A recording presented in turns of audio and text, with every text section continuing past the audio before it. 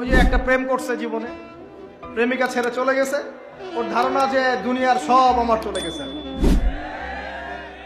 একটা মেয়ে, মেয়ের অভাব নাকি দুনিয়ায়? হ্যাঁ, মেয়ের অভাব মনে করেন? শেষ জামানায় একটা ছেলের ঘাড়ের মধ্যে 40টা মেয়ে থাকবে।